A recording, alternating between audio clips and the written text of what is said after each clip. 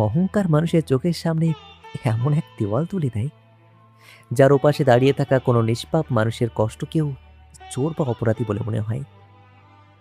আমাদের গল্পটি সুজন আর প্রিয়ার। সুজন ধনী ব্যবসায়ী পরিবারের একমাত্র ছেলে, যে দীর্ঘ কয়েক বছর লন্ডনে পড়াশোনা শেষ করে আজই বাড়ি ফিরছে। আর প্রিয়া এক চরম বাস্তবতার শিকার মেয়ে, যার কাঁধে অসুস্থ মা আর ছোট ভাইয়ের দায়িত্ব। বেঁচে থাকার তাগিদে সে সুজনদের বাড়িতে পরিচারিকা কাজ করছে। সুজনের গাড়ি এসে বাড়ির সামনে থামল। সুজন গাড়ি থেকে নেমে চারপাশটা এক অদ্ভুত বিরক্তি নিয়ে দেখল। বিদেশ থেকে ফেরার পর এই চেনা পরিবেশটাও যেন তার কাছে বড় সেকেলে লাগছে। উফ, ড্যাডিকে কতবার বলেছি এই ব্যাকডেটেড গাড়িটাকে চেঞ্জ করতে। ইন্ডিয়ার এই ধুলো বালি আর গরম জাস্ট অসহ্য। সুজন ড্রয়িং রুমে এসে সোফায় বসতেই প্রিয়া এক গ্লাস জল নিয়ে তার সামনে এসে দাঁড়ালো। প্রিয়ার পরনে সাধারণ সুতির শাড়ি, চোখে মুখে এক অদ্ভুত ক্লান্তি আর সরলতা। দাদাবাবু, জলটা নিন। মামুনি বললেন আপনি রাস্তা থেকে আসছেন, খুব ক্লান্ত, তাই। What is this? তুমি কে? আর এই গ্লাসের গায়ে আঙুলের ছাপ লেগে আছে কেন? হাইজিন মেনটেন করতে পারেন না? আমি প্রিয়া, এই বাড়িতে নতুন কাজ নিয়েছি দাদাবাবু। গ্লাসটা আমি ভালো করে ধুয়ে এনেছি। Just set up. তোমার যুক্তি শুনতে চাইনি। কাজের লোক হয়েছ, কাজের লোকের মতোই থাকবে। আবার চোখের সামনে থেকে যাও এখন। ড্যাডি যে কোত্থেকে এসব আনকালচার মেয়েদেরকে কাজে রাখে, এক ফোঁটা ম্যানার্স বলতে কিছু নেই। যাও এখান থেকে। প্রিয়ার চোখ দুটো জলে ভরে উঠল। প্রথম দিনে এমন একটা অপমান সে আশা করেনি, কিন্তু মায়ের ওষুধের টাকা আর ভাইয়ের স্কুলের খরচের কথা ভেবে সে মুখ মুছে চোখের জল মুছে রান্নাঘরের দিকে চলে গেল। দিন কাটতে লাগলো, কিন্তু সুজনের আচরণের কোনো পরিবর্তন হলো না। বরং দিন দিন প্রিয়ার প্রতি তার বিরক্তি আর অহংকার আরো বাড়তে লাগলো। সুজনের ঘরের কোনো জিনিস এদিক সেদিক হলেই সে প্রিয়াকে ডেকে যাচ্ছে তাই ভাষা ব্যবহার করত। প্রিয়া, প্রিয়া, হোয়াট আর ইউ? জলদি আমার ঘরে এসো। হ্যাঁ দাদাবাবু, বলুন, কোনো দরকার? আবার ল্যাপটপের টেবিলের উপর একটা ইম্পর্টেন্ট ফাইল ছিল। সেটা কোথায়? তুমি হাত দিয়েছো তো ওখানে? আরে কতবার বারণ করেছি, আবার পার্সোনাল জিনিসে কখনো হাত দেবে না। না দাদাবাবু, ভগবানের কসম, আমি ফাইলটা ধরিনি। আমি শুধু টেবিলটা একটু মুছে দিয়েছিলাম। ফাইলটা তো ওই যে আপনার খাটের পাশে সোফার উপরই পড়ে আছে। ও, তো আমি কি এখন অন্ধ বলতে চাও? তুমি ফাইলটা ওখান থেকে তুলে টেবিলে রাখতে পারলে না? এত অলস কেন তুমি? সারা দিন শুধু গাধার মতো খাটুনি দেখাও। বুদ্ধি শুদ্ধি বলতে তো কিচ্ছু নেই। ভুল হয়ে গেছে দাদাবাবু, আর হবে না। তোমাদের মতো নিচু জাতের মেয়েদের এই এক স্বভাব, ভুল হলে শুধু কান্নাকাটি করা। যাও, আবার ঘর থেকে এক্ষণে বের হয়ে যাও। আর শোনো, বিকেলে আমার বন্ধুরা আসবে। ঘরটা যেন একদম টিপটপ থাকে। কোনো নোংরা দেখলেই বাড়ি থেকে ঘাড় ধাক্কা দিয়ে কিন্তু বের করে দেব। কথাটা যেন মাথায় থাকে। প্রিয়া কোনো কথা না বলে মাথা নিচু করে ঘর থেকে বেরিয়ে গেল। সুজন নিজের মনেই বিড়বিড় করতে লাগলো, এইসব গরিব মানুষদের শুধু টাকা দরকার, কাজের নামে সব ফাঁকিবাজ। সে জানতো না প্রিয়া প্রতিদিন বাড়ি ফিরে সুজনের এই অপমানের কথা মনে করে কতটা কাঁদে। কিন্তু তার মায়ের ফ্যাকাশে মুখ আর ছোট ভাইয়ের নিষ্পাপ চোখের দিকে তাকিয়ে সে সব সহ্য করে নেয়। দেখতে দেখতে কয়েক সপ্তাহ পার হয়ে গেল। সেদিন সকাল থেকে আকাশের মুখ ভার ছিল। সুজন এক জরুরি মিটিংয়ের জন্য বাইরে গিয়েছিল। প্রিয়া ভাবল সুজন ঘরে নেই, এটাই সুযোগ তার অগোছালো ঘরটা ভালো করে গুছিয়ে রাখার। সুজন তার জামা কাপড় সবসময় খাটের ওপর চেয়ারের ওপর অগোছালো করে ফেলে রাখত। প্রিয়া গুনগুন করে একটা চেনা সুর ভাসতে ভাসতে সুজনের আলমারির পাশ থেকে তার ছড়ানো ছিড়ানো প্যান্ট আর শার্টগুলো তুলতে লাগলো। একটি ভারী কোট তুলতে গিয়ে হঠাৎ পকেটের চেনটা খোলা থাকায় মেঝেতে কিছু একটা পড়ে যাওয়ার শব্দ হলো। ওমা, এটা কি পড়লো? প্রিয়া নিচু হয়ে দেখল একটা প্লাস্টিকের প্যাকেটের ভেতর মোটা একটা বান্ডিলের 500 টাকার নোট। টাকার বান্ডিলটা দেখে প্রিয়ার বুকটা থক করে উঠল। এত টাকা সে জীবনে একসঙ্গে কখনো দেখেনি। বাপরে, এত টাকা দাদাবাবু এভাবে জামার পকেটে ফেলে রেখেছে। যদি হারিয়ে যেত, আমি এটা আলমারির লকারে রেখে দিই, দাদাবাবু আসলে বুঝিয়ে দেব। প্রিয়া যখন টাকাটা মেঝে থেকে তুলে সোজা হয়ে দাঁড়িয়ে আলমারির দিকে এগোতে যাবে, ঠিক তখনই ঘরের দরজায় এসে দাঁড়ালো সুজন। সুজনের মিটিংটা বাতিল হওয়ায় সে হুট করে বাড়ি ফিরে এসেছিল। প্রিয়ার হাতে টাকার বান্ডিলটা দেখে সুজনের চোখ দুটো যেন রাগে লাল হয়ে উঠল। চোর চোর, একদম হাতে নাতে ধরা পড়েছিস।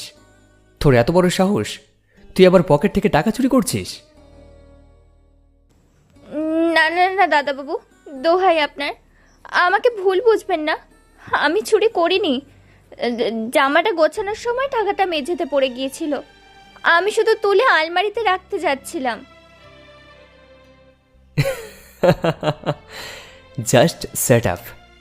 চোরের মুখে আবার বড় বড় কথা। আরে তোদের মতো গরিবদের রক্তে চড়িয়ে আছে। বাইরে খুব সাদা সিধে চাচ্ছিস, তাই না? ভিতরে ভিতরে যে এত বড় চোর, সেটা আজকে প্রমাণ হয়ে গেল। দাদাবাবু, আমি চোর নই। আমার মামনির কসম, আমার ছোট ভাইয়ের কসম, আমি জীবনে কোনোদিন কারোর একটা পয়সাও না বলে নিইনি। আপনি বিশ্বাস করুন দাদাবাবু। তোর মতো একটা চোরের মুখে নিজের পরিবারের কসম মানায় না। ড্যাডি তোকে দয়া করে কাজে রেখেছিল, আর তুই তুই আমাদের বাড়িতে শীত কাটছিস। এক মুহূর্ত তুই আর এই বাড়িতে থাকবি না। সুজন প্রিয়ার কোনো কথাই শুনল না। তার কান্নার আওয়াজ সুজনের পাথরের মতো শক্ত মনে একটুও তাক কাটতে পারল না। সুজন প্রিয়াকে টেনে নিয়ে সদর দরজার সামনে নিয়ে গেল। বাহাদুর, এই মেয়েটাকে এক্ষুনি ঘাড় ধাক্কা দিয়ে গেটের বাইরে বের করে দাও। আর আজ থেকে এই মেয়েটাকে যেন আমাদের বাড়ির আশেপাশে কোথাও না দেখি। Get out. দাদাবাবু, আমার কথাটা একবার শুনুন। আমি চোর নই, আমি চোর নই। ঈশ্বর আপনার বিচার করবেন দাদাবাবু। প্রিয়াকে মাঝ রাস্তায় এক কাপড়ে বের করে দেওয়া হলো। আকাশ ভেঙে তখন বৃষ্টি নামলো। সেই বৃষ্টির জলের সাথে মিশে যেতে লাগলো এক নিষ্পাপ মেয়ের চোখের জল। প্রিয়া আকাশের দিকে তাকিয়ে শুধু বলতে লাগলো, হে ভগবান, তুমি তো সব জানো। আমি কোনো অন্যায় করিনি। আমার মাকে আমি এখন কি করে বাঁচাবো? বাড়ি থেকে তাড়িয়ে দেওয়ার পর প্রিয়ার পৃথিবীটা এক মুহূর্তেই ওলটপালট হয়ে গেল। সে কান্না ভেজা চোখে কোনো মতে হেঁটে তার ভাঙা ঘরে পৌঁছলো। ঘরে ঢুকতেই সে দেখল তার ছোট ভাই আকাশের কোলের ওপর মাথা রেখে তার মা যন্ত্রণায় ছটফট করছে। মা, মা, তোমার কি হয়েছে? মা, কথা বলো আমার সাথে। আকাশ, মায়ের কি হয়েছে রে? মামুনি তো বিকালের পর থেকেই কেমন যেন করছে দিদিভাই, শুধু কাশির সাথে রক্ত উঠছে। আমাদের কাছে তো কোনো টাকাও নেই যে ডাক্তার ডাকবো। তুমি টাকা এনেছো দিদিভাই? প্রিয়া বুক চাপড়ে কেঁদে উঠল। সে কিভাবে তার ছোট ভাইকে বলবে যে সে চুরির অপবাদ পেয়ে কাজটা হারিয়েছে? প্রিয়া তার প্রতিবেশীদের সাহায্য নিয়ে কোনো মতে তার মাকে শহরের এক সরকারি হাসপাতালে নিয়ে গেল। ডাক্তারবাবু প্রিয়ার মাকে পরীক্ষা করে বাইরে এলেন। তার মুখটা খুব গম্ভীর ছিল। প্রিয়া ডাক্তারের হাত দুটো জড়িয়ে ধরে বলল, ডাক্তারবাবু, আমার মা ভালো হয়ে যাবে তো? একটু দেখুন না ডাক্তারবাবু, আমার মা ছাড়া এই দুনিয়ায় আর কেউ নেই। দেখুন প্রিয়া দেবী, আপনার মায়ের লিভারে একটা বড় ইনফেকশন হয়েছে। এখনই জরুরি অপারেশন না করলে ওনাকে বাঁচানো অসম্ভব। আর এই অপারেশনের জন্য অন্ততপক্ষে 2-3 লাখ টাকার দরকার। আপনি জলদি টাকার ব্যবস্থা করুন। 2-3 লাখ টাকা? ডাক্তারবাবু, আমি এত টাকা কোথায় পাবো? আমি তো মানুষের বাড়িতে কাজ করি, দয়া করে আমার মাকে বাঁচান। আমি আপনাদের সারা জীবন ধরে টাকা শোধ করে দেব। দুঃখিত প্রিয়া, হাসপাতালের নিয়ম অনুযায়ী টাকা জমা না পড়লে আমরা অপারেশন শুরু করতে পারবো না। আপনি জলদি ব্যবস্থা করুন, সময় খুব কম। প্রিয়া পাগলের মতো এদিক ওদিক ছুটতে লাগলো। পুরনো পরিচিত সবার কাছে হাত পাতল, কিন্তু এত টাকা দেওয়ার মতো কেউ ছিল না। সুজনদের বাড়ির কথা মনে পড়লেও সেখানে যাওয়ার সাহস তার ছিল না। সময় পেরিয়ে যেতে লাগলো, কিন্তু টাকার ব্যবস্থা হলো না। আর ঠিক তখনই হাসপাতালের আইসিইউ এর লাল আলোটা নিভে গেল। ডাক্তারবাবু ঘর থেকে বেরিয়ে এসে প্রিয়ার মাথায় হাত রাখলেন। প্রিয়া বুঝতে পারল সব শেষ হয়ে গেছে। মা, আমাকে ছেড়ে কোথায় চলে গেলে মা? আমি পারলাম না মা, আমি টাকার ব্যবস্থা করতে পারলাম না। আমাকে ক্ষমা করে দাও মা। টাকার অভাবে আর সুজনের দেওয়া এক মিথ্যে অপবাদের চোটে প্রিয়া আজ মাতৃহীন হলো। তার ছোট ভাই আকাশ প্রিয়াকে জড়িয়ে ধরে কান্না করতে লাগলো। প্রিয়ার চোখের জল যেন এবার শুকিয়ে পাথরে পরিণত হলো। তার মনে সবুজের প্রতি কোনো ক্ষোভ রইল না, শুধু রইল এক সীমাহীন শূন্যতা। মা মারা যাওয়ার পর ঘরের দায়িত্ব এখন সম্পূর্ণ তার উপর। সে প্রতিজ্ঞা করলো সে কারো বাড়িতে কাজ করবে না, নিজের সততা নিয়ে সে বেঁচে থাকবে, ছোট ভাই আকাশকে মানুষের মতো মানুষ করবে। কিন্তু ভাগ্যের চাকা যে আবার ঘুরবে তা প্রিয়া বা সুজন কেউই জানত না। মায়ের মৃত্যুর পর প্রিয়ার জীবনের আকাশটা যেন চিরকালের মতো মেঘে ডেকে গেল। কিন্তু ভাঙা ঘরে বসে কাঁদলে তো আর পেট চলবে না। ঘরে যে তার 10 বছরের ছোট ভাই আকাশ রয়েছে। প্রিয়া প্রতিজ্ঞা করেছিল সে আর কোনোদিন কারো বাড়িতে পরিচারিকার কাজ করবে না, কোনো ধনীর পায়ের নিচে নিজের আত্মসম্মানকে বিকিয়ে দেবে না। তাই বেঁচে থাকার তাগিদে প্রিয়া বেছে নিল এক সৎ কিন্তু কঠিন পথ। শহরের ব্যস্ত সিগন্যালে ফুটপাতে সে লাল গোলাপ আর রজনীগন্ধার মালা বিক্রি করা শুরু করলো। আজ তীব্র রোদ, সিগন্যালে সারিবদ্ধভাবে গাড়ি দাঁড়িয়ে আছে। প্রিয়ার তার ছোট ভাই আকাশের হাত ধরে ক্লান্ত পায়ে এক একটা গাড়ির জানলার পাশে গিয়ে দাঁড়াচ্ছে। প্রিয়ার পরনে একটা মলিন শাড়ি, চুলে তেল নেই, চোখের নিচে কালি, কিন্তু তার চোখ দুটোতে এখনো এক অদ্ভুত সততা চকচক করছে। বাবু, একটা ফুল নেবেন? খুব তাজা ফুল বাবু, সকালবেলা বাগান থেকে তুলে আনা, মাত্র 10 টাকা। একটা ফুল নিলে আমার ছোট ভাইটার দুপুরে খাওয়ার খরচটা উঠে যেত বাবু। নেবেন একটা ফুল? প্রতিদিনের এই অবহেলা আর রুক্ষ আচরণ প্রিয়ার সয়ে গেছে। সে মুখ বুজে একটা দীর্ঘশ্বাস পেলে পরের গাড়ির দিকে এগিয়ে যায়।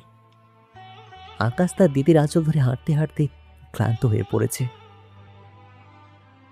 আর একটু কষ্ট কর ভাই, আর কয়েকটা ফুল বিক্রি হলেই তোকে আজ ভালো করে ভাত খাওয়াবো। তুই একটু ওই গাছের ছায়াটায় বসতো ভাই। বেলা গড়িয়ে দুপুর হলো। সিগন্যালে এসে থামলো একটা দামি কালো রঙের গাড়ি। গাড়ির চারপাশের গ্লাসগুলো একদম কালো কুচকুচে, ভেতর থেকে কিছুই দেখা যায় না। প্রিয়া ধীর পায়ে সেই গাড়িটার দিকে এগিয়ে গেল। সে জানতো না এই গাড়ির ভেতর কে বসে আছে। ইয়েস ম্যানেজার, আমি রাতেই কলকাতার প্রজেক্টের ফাইলটা চাই, কোনো এক্সকিউজ শুনবো না। ও গড, এই ট্রাফিক জ্যামটা যে কবে কমবে দেশে। সুজন যখন বিরক্ত হয়ে ফোনের ওপাশে কথা বলছিল, ঠিক তখনই গাড়ির কালো কাছে কেউ খুব আলতো করে টোকা দিল। সুজন জানলার দিকে তাকালো। কালো কাছের ওপাশে আবছা একটা মেয়ের অবয়ব দেখা যাচ্ছে। বাবু, ও বাবু, দয়া করে একটা ফুল নিন না। সকাল থেকে একটা ফুলও বিক্রি হয়নি বাবু। ভাইটা আমার না খেয়ে বসে আছে, মাত্র 20 টাকা দিন বাবু। এই পুরো ফুলের গোছাটা আপনাকে দিয়ে দেব, দয়া করে ফিরিয়ে দেবেন না বাবু। সুজন প্রথমে ভেবেছিল কাজ না নামিয়ে ড্রাইভারকে গাড়ি পাড়ি দিতে বলবে, কিন্তু বাইরে দাঁড়িয়ে থাকা মেয়েটির কণ্ঠস্বর কেমন যেন চেনা চেনা ঠেকল সুজনের। এক অদ্ভুত কৌতূহল আর চেনা সুরের টানে সুজন গাড়ির কালো কাচের সুইচটা টিপল। ধীরে ধীরে কালো কাচটা নিচে নেমে গেল। কাচটা পুরোপুরি নামতেই সুজনের চোখ চরক গাছ হয়ে গেছে। ধুলোবালিতে মাখা মলিন চেহারার এই মেয়েটা আর কেউ নয়, এ তো প্রিয়া, সেই প্রিয়া যাকে সে চোর বলে বাড়ি থেকে বের করে দিয়েছিল। কিন্তু প্রিয়ার চোখে সেই চোর বা অপরাধীর চাতুর্য কোথায়? সেখানে তো শুধু এক অসহায় বোনের আকুলতা। প্রিয়াও সুজনকে দেখে চমকে উঠল, তার হাতের ফুলের গোছাটা কেঁপে উঠল। দাদাবাবু, আপনি? প্রিয়া, প্রিয়া, তুমি এখানে? আরে রাস্তায় তুমি ফুল বিক্রি করছো? হ্যাঁ দাদাবাবু, কাজ তো চলে গেছে, তাই ভাইটার পেটের ভাতের জন্য ফুল বিক্রি করি। আপনি আপনি ফুল নেবেন দাদাবাবু? না নিলে বলবেন না, আমি চলে যাচ্ছি। প্রিয়া পেছন ফিরে চলে যেতে চাইল, কিন্তু সুজনের চোখ তখন রাস্তার ওপারে গাছের ছায়ায় বসে থাকা ছোট্ট ছেলেটার দিকে। ছেলেটার পরনে ছেঁড়া জামা ক্ষুধার্ত চোখে প্রিয়ার দিকে তাকিয়ে আছে। সুজনের মনে কেমন যেন একটা মোচড় দিয়ে উঠল। সে যে মেয়েটাকে চোর ভেবেছিল, সে নিজের আত্মসম্মান বাঁচাতে এইভাবে রাস্তায় রোদে পড়ে ফুল বিক্রি করছে। কোনো অসৎ পথ তো বাঁচেনি। সুজনের পাথরের মতো শক্ত মনে এবার একটা ফাটল ধরল। প্রিয়া, শোনো, দাঁড়াও। তোমার মা, মানে তোমার মা কেমন আছেন? উনি তো অসুস্থ ছিলেন, তাই না? সুজনের এই প্রশ্নে প্রিয়ার ভেতরে সব বাঁধ ভেঙে গেল। সে আর চোখের জল ধরে রাখতে পারল না। রাস্তার মাঝখানেই সে ফুপিয়ে কেঁদে উঠল। মা আর নেই দাদাবাবু। সেদিন আপনি আমাকে চোর বলে তাড়িয়ে দিলেন, সেদিন রাতে মায়ের শরীর আরও খারাপ হয়ে যায়। ডাক্তারবাবু 2-3 লাখ টাকা চেয়েছিলেন অপারেশনের জন্য। আমি আমি চোর ছিলাম না দাদাবাবু, তাই আমার কাছে কোনো টাকা ছিল না। টাকার অভাবে আমার মা হাসপাতালে ছটফট করতে করতে মারা গেছেন দাদাবাবু। আমার মা মারা গেছেন। প্রিয়ার এই কথাগুলো সুজনের বুকে যেন তপ্ত তীরের মতো বিঁধল। সুজন স্তব্ধ হয়ে গেল। তার নিজের অজান্তেই তার চোখ দিয়ে এক ফোঁটা জল গড়িয়ে পড়ল। সে ভাবতেও পারেনি তার একটা ভুল সিদ্ধান্ত তার অহংকার একটা পরিবারকে এভাবে ধ্বংস করে দিয়েছে। প্রিয়া, আমি আমি আসলে সত্যিই জানতাম না। I am so sorry. আর সরি বলে কি হবে দাদাবাবু? আমার মা তো আর ফিরে আসবে না। আপনি বড় লোক, আপনার কাছে গরিবের কান্নার কোনো দাম নেই। ভালো থাকবেন দাদাবাবু। প্রিয়ার এক মুহূর্ত দাঁড়ালো না। আকাশের হাত ধরে সে বীরের মধ্যে হারিয়ে গেল। সুজন গাড়ির সিটে হেলান দিয়ে চোখ দুটো বন্ধ করল। আজ তার মনে হলো তার এই কোটি কোটি টাকার সাম্রাজ্য প্রিয়ার এই সততা আর কষ্টের সামনে বড্ড সস্তা, বড্ড ছোট। সুজন আর নিজেকে ধরে রাখতে পারল না। তার ভেতরে অনুতাপের আগুন জ্বলছিল। সে নিজের ড্রাইভারকে দিয়ে খোঁজ নিয়ে প্রিয়ার ভাঙা ঘরের ঠিকানা জোগাড় করল। পরের দিন সকালবেলা সুজন তার দামি গাড়ি ছেড়ে পায়ে হেঁটে প্রিয়াদের বসতে সেই নোংরা স্যাঁতস্যাঁতে গলিতে এসে দাঁড়ালো। প্রিয়া তখন আকাশকে বাসি ভাত খাওয়াচ্ছিল। দরজায় সুজনকে দেখে প্রিয়া অবাক হয়ে দাঁড়িয়ে পড়ল। দাদাবাবু, আপনি এখানে এই নোংরা জায়গায় কেন এসেছেন? আবার কোনো চুরির অপবাদে এসেছেন? না প্রিয়া, দোহাই তোমার, ওসব বলে আমাকে আর অপরাধী করো না। আমি আমার ভুলের প্রায়শ্চিত্ত করতে এসেছি। আমি জানি আমি যা করেছি তার কোনো ক্ষমা নেই, কিন্তু প্লিজ তুমি আর এভাবে রাস্তায় ফুল বিক্রি করো না। তুমি আবার আমাদের বাড়িতে ফিরে চলো। না দাদাবাবু, আমি আর কোনো ধনীর বাড়িতে কাজ করে নিজের সম্মান খোয়াতে চাই না। আমি ফুল বিক্রি করে খুব ভালো আছি, অন্তত কেউ চোর তো বলে না। প্রিয়া, তুমি কাজের লোক হয়ে যাবে না, তুমি আমাদের পরিবারের একজন হয়ে যাবে। আর এই দেখো, তোমার ভাই, তোমার এই ভাইটার ভবিষ্যৎ এভাবে নষ্ট হতে দিতে পারো না। আমি শহরের সবচেয়ে ভালো ইংলিশ মিডিয়াম স্কুলে আকাশের অ্যাডমিশনের ব্যবস্থা করে এসেছি। ও পড়াশোনা করে বড় মানুষ হবে।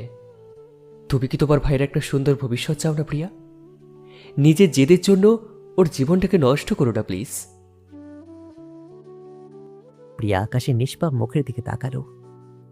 আকাশ সুজনের কথা শুনে উৎসাহী চোখে প্রিয়ার দিকে তাকিয়ে বলল, দিদি ভাই, আমি বড় স্কুলে পড়ব, আমি ডাক্তার হয়ে মায়ের মতো রোগীদের ভালো করব। প্রিয়ার মনের বরফ গলতে শুরু করলো। ভাইয়ের ভবিষ্যতের কথা ভেবে সে নিজের আত্মসম্মানের লড়াইয়ে একটু নমনীয় হলো। আপনি সত্যি আমার ভাইকে পড়াশোনা করাবেন দাদাবাবু? কোনো ছলাকলা নেই তো এর পেছনে? ভগবানের কসম প্রিয়া, সুজন আর কোনো দিন কোনো গরিবকে অবহেলা করবে না, বিশেষ করে তোমাকে তো নয়। প্লিজ আমার উপর আর একটাবার ভরসা করো। প্রিয়ার আকাশ আবার সুজনদের বাড়িতে ফিরে এলো। তবে এবার আর সুজনের চোখে প্রিয়ার জন্য কোনো ঘৃণা বা বিরক্ত ছিল না, ছিল এক অদ্ভুত শ্রদ্ধা আর লুকিয়ে থাকা ভালোবাসা। আকাশকে শহরের এক নামী স্কুলে ভর্তি করে দেওয়া হলো। নতুন স্কুল ড্রেস আর বইপত্র পেয়ে আকাশের আনন্দের সীমা রইল না। সুজন এখন আর আগের মতো অহংকারী নেই। সে প্রিয়ার প্রতি পদে খেয়াল রাখে। প্রিয়া যখন ড্রয়িং রুমে কাজ করে, সুজন আড়াল থেকে অপলক দৃষ্টিতে প্রিয়ার সেই শান্ত নিষ্পাপ মুখের দিকে তাকিয়ে থাকে। সুজনের মনের কোণে প্রিয়ার জন্য এক নতুন অনুভূতি জন্ম নিতে শুরু করেছে। সেদিন রাতে একটা ভারী ঝড় বৃষ্টি আসছিল। প্রিয়া জানলার পর্দাগুলো টানতে সুজনের ঘরে গেল। সুজন তখন টেবিলে বসে ডায়েরি লিখছিল। প্রিয়াকে ঘরে ঢুকতে দেখে সুজন পেনটা রেখে উঠে দাঁড়ালো। দাদাবাবু, বাইরে খুব হাওয়া দিচ্ছে, জানলাগুলো বন্ধ করে দিই, আপনার ঠান্ডা লেগে যাবে। জানালাটা খোলায় থাক না প্রিয়া, এই বৃষ্টির হাওয়াটা আজকে খুবই দরকার। আচ্ছা প্রিয়া, তুমি কি আমাকে সত্যি কোনোদিনও ক্ষমা করতে পারবে না? এখন আমাকে দাদাবাবু বলে ডাকো কেন বলো তো? আমার নামটা কি তোমার মুখে একটাবারও শুনতে পাবো না? সুজনের এত কাছে আসা আর তার কণ্ঠের এই গভীরতা দেখে প্রিয়ার বুকটা থক করে কেঁপে উঠল। সে আমতা আমতা করে পিছন ফিরে চলে যেতে চাইল। আপনি এই আমাদের কত বড় উপকার করছেন দাদাবাবু। আপনার নাম ধরে রাখার যোগ্যতা কি আমার আছে? আমি আসি। প্রিয়া যখন দ্রুত পায়ে চলে গেল, ঠিক তখনই ঘরের দরজার চৌখাটে তার শাড়ির আঁচলটা আটকে গেল। প্রিয়া ভারসাম্য হারিয়ে পিছন দিকে পড়ে যেতে লাগলো, কিন্তু তাকে মেঝেতে পড়তে হলো না। সুজন অত্যন্ত দূরতার প্রিয়ার কোমর ধরে নিজের বুকের সঙ্গে জড়িয়ে নিল। বাতাসে প্রিয়ার চুলের কয়েকটা গোছা সুজনের মুখে এসে পড়ল। সুজন প্রিয়ার চোখের দিকে তাকিয়ে রইল, আর প্রিয়া ভয়ে ও এক অজানা রোম্যান্সে সুজনের শার্টের কলারটা শক্ত করে ধরে চোখ বন্ধ করে ফেলল। বাইরে বৃষ্টির শব্দ ছাপিয়ে তখন এই দুই হৃদয়ের ধুকপুকানি যেন একাকার হয়ে গেল। অহংকারের দেওয়াল ভেঙে এবার জন্ম নিচ্ছে এক পবিত্র প্রেমের কাহিনী। বাতাস যখন বদলায়, তখন শুধু ঋতুই বদলায় না, মানুষের মনও বদলে যায়। সুজন আর প্রিয়া সম্পর্কের মাঝে এখন আর কোনো মালিক আর পরিচারিকার দূরত্ব নেই। সুজন এখন প্রিয়াকে চোখে হারায়, আর প্রিয়া মুখে কিছু না বললেও সুজনের এই পরিবর্তন আর যত্ন তার মনের কোণে এক গভীর ভালোবাসার জন্ম দিয়েছে। আকাশ এখন নিয়মিত স্কুলে যায়। সুজন নিজেই প্রতিদিন সকালে আকাশকে গাড়িতে করে স্কুলে নামিয়ে দিয়ে আসে, যা দেখে প্রিয়ার বুকটা এক অদ্ভুত শান্তিতে ভরে ওঠে। সকালবেলা সুজন ব্যালকনিতে বসে খবরের কাগজ পড়ছিল। প্রিয়া এক কাপ ধোয়া ওঠা চা নিয়ে সুজনের সামনে এসে দাঁড়ালো। এখন প্রিয়ার চেহারায় সে আগের মতো মলিনতা নেই। সুজনের যত্নে সে যেন এক অন্য প্রিয়া হয়ে উঠেছে। দাদাবাবু, আপনার চা, চিনি একদম কম দিয়েছি, যেমনটা আপনি পছন্দ করেন। খবরের কাগজটাকে নামিয়ে প্রিয়ার চোখের দিকে তাকিয়ে গম্ভীর কণ্ঠে বললাম, আবার দাদাবাবু? প্রিয়া, তোমাকে কতবার বলেছি আমাকে আর ওই নামে ডাকবে না। যখন ওই নামে ডাকো না, তখন মনে হয় তুমি এখন আমাকে সে অপরাধী সুজন বলেই ভাবো, যে তোমাকে অপমান করেছিল। অভ্যাস হয়ে গেছে তো, তাই মুখ ফুটে হুট করে বেরিয়ে যায়। আচ্ছা সুজন বাবু, এবার ঠিক আছে? বাবু শব্দটা বাদ দাও প্রিয়া, শুধু সুজন বলতে পারো না? আচ্ছা বলো তো, আজ আকাশকে স্কুল থেকে ছাড়ার পর আমি যখন আসছিলাম তখন তোমার জন্য এই মলমটা কিনে এনেছি। মলম? কার জন্য? আমার তো কিছু হয়নি। কাল রাতে রান্না করার সময় হাতটাকে পুড়িয়ে ফেললে, ভেবেছ আমি দেখিনি? নিজের খেয়াল একদম রাখতে পারো না, তাই না? আজ থেকে তোমার খেয়াল রাখার দায়িত্ব শুধুমাত্র আমার। সুজন প্রিয়ার পোড়া জায়গায় খুব আলতো করে মলমটা লাগিয়ে দিতে লাগলো। প্রিয়া অপলক দৃষ্টিতে সুজনের দিকে তাকিয়ে রইল। সুজনের চোখে সেই গভীর ভালোবাসা দেখে প্রিয়ার চোখ দুটো আবার জলে ভরে উঠল। কিন্তু এবার আর সেই জল অপমানের নয়, পরম পাওয়ার আনন্দের। সুজন আর প্রিয়ার এই ছোট্ট ভালোবাসার পৃথিবীটা যখন সুখে ভরে উঠছিল, ঠিক তখনই সেই সুখের আকাশে নেমে এলো এক কালো মেঘ। সুজনের বাবা মিস্টার রঞ্জন চৌধুরী, যিনি ব্যবসার কাজে এতদিন মুম্বাইতে ছিলেন, তিনি কোনো খবর না দিয়ে হঠাৎ বাড়ি ফিরে এলেন। আর বাড়ি ফিরতেই তিনি ড্রয়িং রুমে এসে সুজন আর প্রিয়াকে একসঙ্গে হাত ধরে বসে থাকতে দেখলেন। রঞ্জন চৌধুরীর পায়ের আওয়াজ পেয়ে সুজন আর প্রিয়া চমকে উঠে দাঁড়িয়ে পড়ল। রঞ্জন চৌধুরীর মুখটা রাগে থমথম করছিল, আভিজাত্যের অহংকার তার চোখে মুখে স্পষ্ট। সুজন, এই সব কি দেখছি আমি? এই চোর মেয়েটা আবার আমাদের বাড়িতে কি করছে? আর তুই ওর হাত ধরে বসে আছিস? তোর কি মাথা খারাপ হয়ে গেছে? ড্যাডি, আপনি শান্ত হন। আপনি যেটা ভাবছেন সেটা নয়। প্রিয়া কোনো চুরি করেনি, ও একদম নিষ্পাপ। আমি ভুল বুঝে ওনাকে বের করে দিয়েছিলাম, কিন্তু ওনার সততা দেখে আমি ওনাকে সসম্মানে ফিরিয়ে এনেছি। সসম্মানে ফিরিয়ে এনেছিস মানে? ও এই বাড়ির কাজের লোক ছিল আর কাজের লোকই থাকবে। আর আমি সব খবর পেয়েছি, তুই এই চোর মেয়ের ভাইকে শহরের সবচেয়ে দামি স্কুলে নিজের খরচে ভর্তি করেছিস। আমাদের টাকা কি রাস্তায় ভেসে এসেছে? বাবু, আপনি ভুল বুঝবেন না। দাদাবাবু আমাদের উপর অনেক বড় উপকার করেছেন। আমার ভাইটা পড়াশোনা শিখছে, আমরা কোনো অন্যায় করিনি বাবু। মুখ বন্ধ করো তুমি। তোমার মতো ছোট লোকের ঘরের মেয়েরা কিভাবে বড়লোকের ছেলেদের ফাঁদে ফেলতে হয় তা খুব ভালো করেই জানে। সুজন লন্ডনে পড়াশোনা করে এসেছে, আর তুমি নিজের রূপের জাল বিছিয়ে ওকে নিজের বশ করতে চাইছো? বাহাদুর, বাহাদুর, কোথায় গেলি? এই মেয়েটাকে আর ওর ভাইকে এখনই ঘাড় ধাক্কা দিয়ে বের কর। রঞ্জন চৌধুরী যখন প্রিয়াকে আবার অপমান করতে লাগলেন, ঠিক তখনই সুজনের ভেতরের পুরুষটি জেগে উঠল।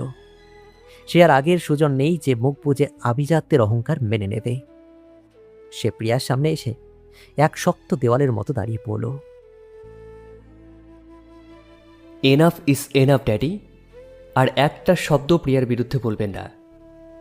আপনি যাকে কাজের লোক বা চোর বলছেন না, সেই পৃথিবীর সবচেয়ে পবিত্র আর সৎ একটা মেয়ে। আমার ভুলের জন্য ওর মা মারা গেছে, আমি আর দ্বিতীয় কোনো ভুল করতে চাই না। সুজন, তুই নিজের বাপের সামনে দাঁড়িয়ে একটা নোংরা কাজের মেয়ের পক্ষ নিয়ে কথা বলছিস? তোর লজ্জা করে না? প্রিয়ার হাতটা শক্ত করে নিজের হাতে তুলে নিয়ে বাবার চোখের দিকে তাকিয়ে বললাম, না ড্যাডি, লজ্জা আমার তখন পাওয়া উচিত ছিল যখন আমি টাকার অহংকারে অন্ধ হয়ে ওনাকে চোর বলেছিলাম। আর আপনি বলছেন ও আমাকে ফাঁদে ফেলেছে? না ড্যাডি, সুজন চৌধুরী নিজের ইচ্ছায় নিজের পুরো জ্ঞান নিয়ে প্রিয়াকে ভালোবাসে। I love her daddy. সুজনের মুখে এই ভালোবাসি শব্দটা শুনে প্রিয়া স্তব্ধ হয়ে গেল। সে কান্না ভেজা চোখে সুজনের দিকে তাকালো। সে ভাবতেই পারেনি সুজন সবার সামনে, নিজের বাবার সামনে দাঁড়িয়ে এভাবে তাকে ভালোবাসার কথা স্বীকার করবে। সুজন, তুই যদি এই মুহূর্তে এই মেয়েটার হাত না ছাড়িস তাহলে মনে রাখবি, তোর এই বাপের সাথে তোর সমস্ত সম্পর্ক শেষ। আমার এই কোটি কোটি টাকার সম্পত্তি, এই বাড়ি গাড়ি তুই কিচ্ছু পাবি না। তোকে আমি ত্যায্য পুত্র করব। আপনার এই ধন সম্পত্তি আভিজাত্যের অহংকার আপনাকে নিয়ে থাক ড্যাডি। আমি লন্ডনে পড়াশোনা করেছি, নিজের যোগ্যতায় চাকরি করে আমি প্রিয়া আর আকাশকে রাজপ্রাসাদে না হোক একটা সুখের শান্তির ঘরে রাজকন্যার মতো রাখতে পারবো। প্রিয়ার এই সততার সামনে আপনার কোটি টাকার সাম্রাজ্য বড্ড সস্তা ড্যাডি। সুজন প্রিয়ার দিকে তাকালো। প্রিয়ার চোখে তখন একদিকে যেমন ভয়, অন্যদিকে সুজনের জন্য এক সীমাহীন শ্রদ্ধা। প্রিয়ার চোখের জলটাকে মুছিয়ে দিয়ে নরম কণ্ঠে বললাম, প্রিয়া, তুমি কি আমার হাত ধরে আভিজাত্যের খাঁচা থেকে বেরিয়ে আসবে? তুমি কি সুজনের ভাগা ঘরে তার ঘরের লক্ষ্মী হয়ে যাবে? আপনি যেখানে নিয়ে যাবেন আমি সেখানেই যাব। আপনার এই ভালোবাসা পাওয়ার পর আমার আর কোনো কিছুর ভয় নেই। আমি আপনাকে খুব ভালোবাসি, খুব ভালোবাসি। সুজন তার বাবার দেওয়া সমস্ত সুখ স্বাচ্ছন্দ্য আভিজাত্য এক মুহূর্তেই ত্যাগ করল। সে প্রিয়ার স্কুল থেকে ফেরা ছোট ভাই আকাশের হাত ধরে সেই বিশাল রাজপ্রাসাদ ছেড়ে বেরিয়ে এলো মাঝ রাস্তায়। তাদের কাছে তখন কোনো দামি গাড়ি ছিল না, ছিল না কোটি টাকার ব্যাংক ব্যালেন্স, কিন্তু তাদের সাথে ছিল একে অপরের প্রতি অগাধ বিশ্বাস আর পবিত্র ভালোবাসা।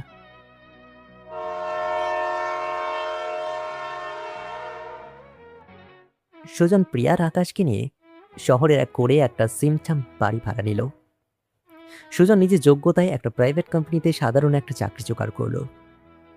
আজ সুজন বড়লোক ঘরের বিগড়ে যাওয়া ছেলে নয়, আজ সে এক দায়িত্বশীল প্রেমিক এবং আকাশের অভিভাবক। সন্ধ্যাবেলা সুজন অফিস থেকে বাড়ি ফিরে দেখল প্রিয়া রান্নাঘরে রান্না করছে, আর আকাশ টেবিলে ল্যাম্পের আলোয় মন দিয়ে পড়াশোনা করছে। সুজন আলতো ভাই প্রিয়ার পেছনে গিয়ে দাঁড়ালো এবং পেছন থেকে প্রিয়ার কোমরটা জড়িয়ে ধরল। ও মা, ছাড়ুন, আকাশ দেখে ফেলবে তো।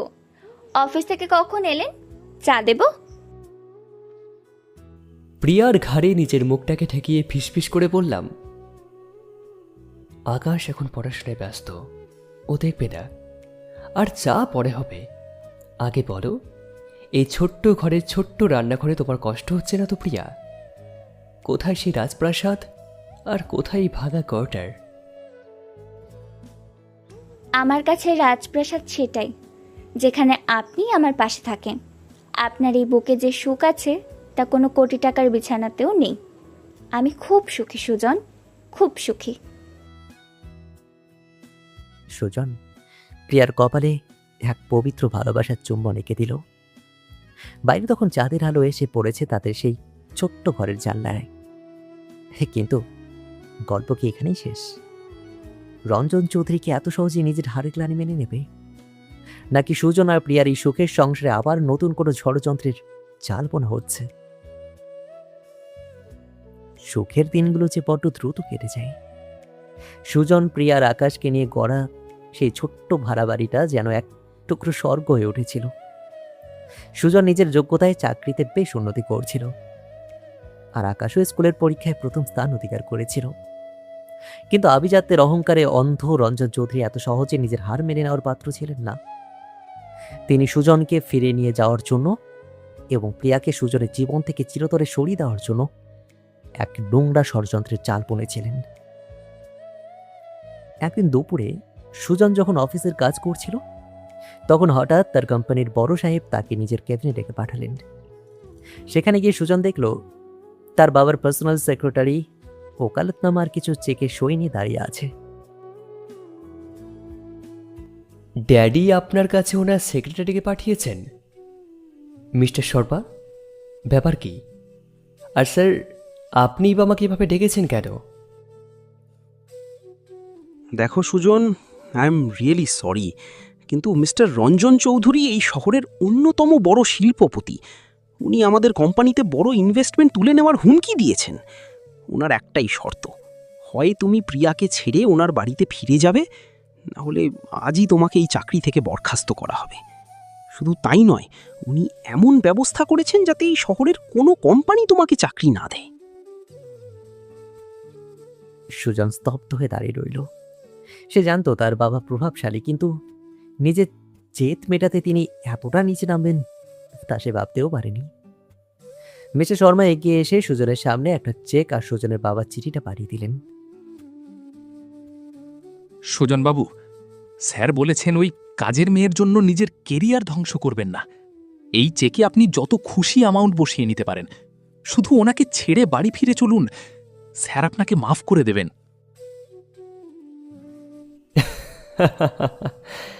মিস্টার শর্মা, ড্যাডিকে গিয়ে বলবেন এই সুজন চৌধুরীকে টাকার লোভ দেখিয়ে বা কেরিয়ারের ভয় দেখিয়ে কখনো কেনা যায় না। যে ড্যাডি নিজের অহংকারের জন্য একটা নিষ্পাপ মেয়ের মাকে কেড়ে নিতে পারেন, তার ঐশ্বর্যকে আমি ঘৃণা করি। স্যার, আপনার রিজাইন লেটার আমি এখনই মেল করে দিচ্ছি। আমার সততা আর যোগ্যতা কেড়ে নেওয়ার ক্ষমতা কারণ নেই। সুজন মাথা উঁচু করে অফিস থেকে বেরিয়ে গেল, কিন্তু তার মনে তখন এক অদ্ভুত চিন্তা। চাকরিটা চলে যাওয়ায় এবার সে কিভাবে প্রিয়ার আকাশের দায়িত্ব নেবে। সুজন যখন চিন্তিত মুখে বাড়ি ফিরল, প্রিয়া তার মুখ দেখেই বুঝতে পারল কোনো বড় একটা অঘটন ঘটেছে। সুজন সোফায় বসে তার দু হাতে মাথা নিচু করে বসে রইল। প্রিয়া আলতো করে সুজনের পাশে এসে বসল এবং তার কাঁধে হাত রাখল। কি হয়েছে সুজন? অফিস থেকে এত তাড়াতাড়ি ফিরে এলে যে? শরীর খারাপ লাগছে? মুখটা এমন শুকিয়ে আছে কেন? প্রিয়া, আমি বোধহয় হেরে গেলাম। প্রিয়া, ড্যাডি আমাদের এই সুখটাকে সহ্য করতে পারলেন না। ওনার ইনফ্লুয়েন্সে আমার চাকরিটা চলে গেছে প্রিয়া। শুধু তাই নয়, উনি এমন ব্যবস্থা করেছেন যাতে আমি এই শহরে কোনো কাজ না পাই। এখন আমাদের কি হবে প্রিয়া? আকাশের স্কুলের ফিজ, এই ঘরের ভাড়া, আমি তোমাদেরকে কিভাবে রাখবো প্রিয়া? সুজনের চোখে জল দেখে প্রিয়া আজ আর ভেঙে পড়ল না। আর সে আর সেই অবলা পরিচারিকা নয়, আর সে সুজনের জীবনের সবচেয়ে বড় শক্তি। প্রিয়া সুজনের চোখের জল মুছিয়ে দিল। সুজন, আমার দিকে তাকাও। তুমি কি সেই সুজন নও যে আভিজাত্যের প্রাসাদ ছেড়ে এক কাপড়ে আমার হাত ধরে রাস্তায় নেমে এসেছিলে? সেদিন তোমার মনে ভয় ছিল না, আজ কেন ভয় পাচ্ছ? চাকরি গেছে তো কি হয়েছে? তোমার যোগ্যতা তো কেউ কেড়ে নিতে পারেনি। আর তুমি কেন একাই সব দায়িত্ব নেবে? আমিও তো তোমার পাশে আছি। তুমি কিন্তু প্রিয়া, কেন? আমি কি শুধু তোমার টাকাতেই ভালো থাকবো? এই দেখো, আমি ঘরে বসে হস্তশিল্পের আর সেলাইয়ের কিছু কাজ শুরু করেছিলাম। বেশ কিছু অর্ডারও পেয়েছি। আর দরকার হলে আমি আবার রাস্তায় ফুল বিক্রি করব। কিন্তু কোনো অন্যায়ের কাছে মাথা নোয়াবো না। আমরা দুজনে মিলে খাটবো সুজন। আমাদের ভাইটাকে মানুষ করব। তুমি একা নও সুজন, আমি তোমার ছায়া হয়ে সারা জীবন পাশে থাকবো। প্রিয়ার এই কথাগুলো সুজনের বুকে যেন হাজার সিংহের বল এনে দিল। সুজন প্রিয়ার হাত দুটো নিজের চোখের সামনে এনে তাতে এক গভীর কৃতজ্ঞতা চুম্বন করল। সে বুঝল জীবনের আসল সম্পদ কোটি কোটি টাকা নয়, আসল সম্পদ হলো এমন একটা জীবন সঙ্গী যে কঠিন সময়েও হাতটা শক্ত করে ধরে রাখে। দিন কাটতে লাগলো। সুজন আর প্রিয়া দুজনে মিলে দিনরাত পরিশ্রম করতে লাগলো। সুজন ছোট একটা অনলাইন স্টার্টআপ শুরু করলো, আর প্রিয়া তাকে সব রকমভাবে সাহায্য করতে লাগলো। তাদের সততা আর ভালোবাসা চড়ে ব্যবসা আস্তে আস্তে দাঁড়াতে শুরু করলো। কিন্তু এর মাঝে একদিন চৌধুরী ভিলা থেকে এক জরুরি খবর এলো। আভিজাত্যের অহংকারে মত্ত রঞ্জন চৌধুরী হঠাৎ এক তীব্র হার্ট অ্যাটাকের শিকার হয়েছেন। খবর পেয়ে সুজন আর প্রিয়া হাসপাতালে ছুটে গেল। আইসিইউর বাইরে সুজন ছটপট করছিল। শত হলেও তিনি তার জন্মদাতা পিতা। ঠিক এমন সময় ডাক্তারবাবু বাইরে এলেন। মিস্টার সুজন, আপনার বাবার কন্ডিশন খুবই ক্রিটিক্যাল। ওনার হার্টে একটা মেজর ব্লকেজ ধরা পড়েছে। এখনই ওনার ও পজিটিভ রক্তের প্রয়োজন, যা আমাদের ব্লাড ব্যাংকে এই মুহূর্তে নেই। ওনার রেয়ার ব্লাড গ্রুপ। জলদি রক্তের ব্যবস্থা না করলে ওনাকে বাঁচানো যাবে না। ও পজিটিভ? আমার তো বি পজিটিভ। মিস্টার শর্মা, ড্যাডির পরিচিত মহলে বা বন্ধুদের মধ্যে কারো রক্ত মিলছে না? না সুজনবাবু, সবাই চেষ্টা করছে, কিন্তু এত তাড়াতাড়ি রক্ত পাওয়া যাচ্ছে না। স্যারের সময় ফুরিয়ে আসছে। সুজন যখন সম্পূর্ণ অসহায় হয়ে দেওয়ালে মাথা ঢুকে কাটছিল, ঠিক তখনই প্রিয়া সুজনের হাতটা ধরল এবং ডাক্তারের সামনে গিয়ে দাঁড়ালো। ডাক্তারবাবু, আমার ব্লাড গ্রুপ ও পজিটিভ। আপনি আমার শরীর থেকে যত রক্ত লাগে নিন, কিন্তু সুজনের বাবাকে বাঁচিয়ে দিন। উনি ওনার বাবাকে খুব ভালোবাসেন। প্রিয়ার কথা শুনে সুজন এবং মিস্টার শর্মা দুজনেই স্তব্ধ হয়ে গেল। যে মানুষটা প্রিয়াকে চোর অপবাদ দিয়ে বাড়ি থেকে তাড়িয়েছিল, যার জন্য প্রিয়ার মা টাকার অভাবে বিনা চিকিৎসায় মারা গিয়েছিল, আর সেই মানুষের জীবন বাঁচাতে প্রিয়া নিজের রক্ত দিতে এগিয়ে এসেছে। প্রিয়া, তুমি তুমি ড্যাডিকে রক্ত দেবে? উনি তো তোমার সাথে। উনি যা করেছেন নিজের অহংকারের জন্য করেছেন সুজন, কিন্তু আমি যদি আজ ওনার মতো প্রতিশোধের কথা ভাবি, তবে ওনার আর আমার মধ্যে তফাৎ কি রইল? আমার মা সবসময় বলতেন, অন্যায়ের জবাব অন্যায় দিয়ে নয়, ভালোবাসার ক্ষমা দিয়ে দিতে হয়। আমি আমার মায়ের শিক্ষার অপমান হতে দেব না।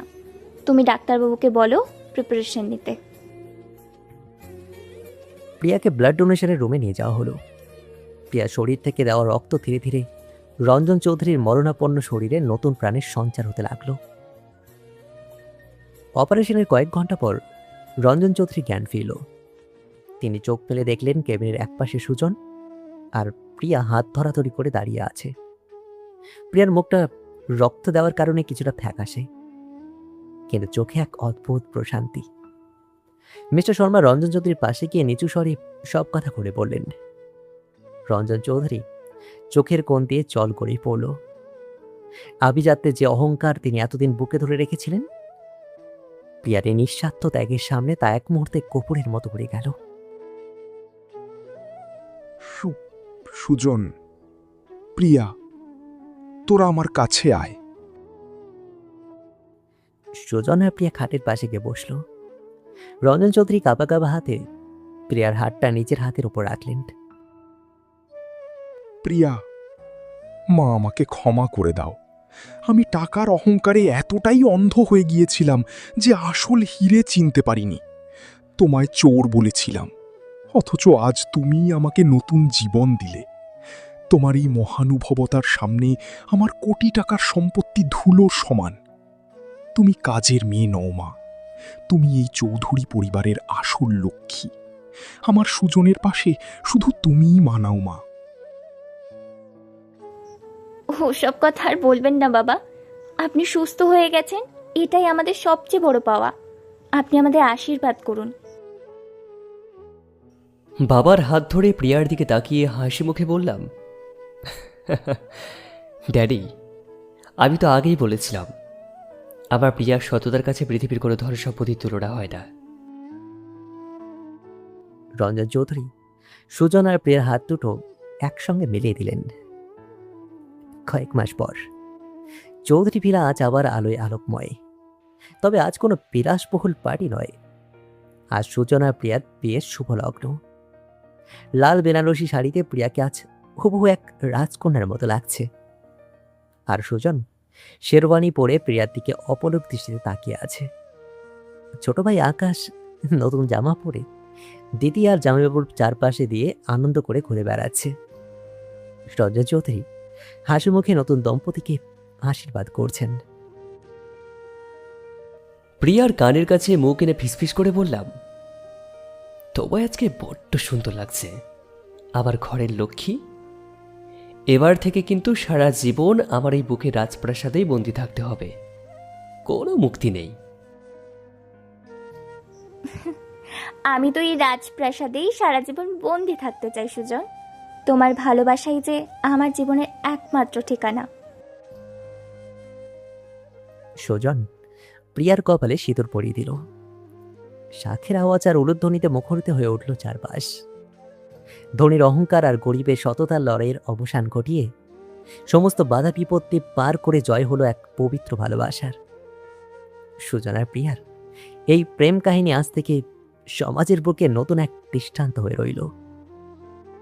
শ্রোতা বন্ধুরা, আমাদের গল্পটি আপনাদের কেমন লেগেছে তা অবশ্যই জানাবেন। সুজন আর প্রিয়ার এই মিষ্টি প্রেমের যাত্রায় আজ আমরা এখানেই বিদায় নিচ্ছি। সবাই ভালো থাকবেন, সুস্থ থাকবেন। ধন্যবাদ।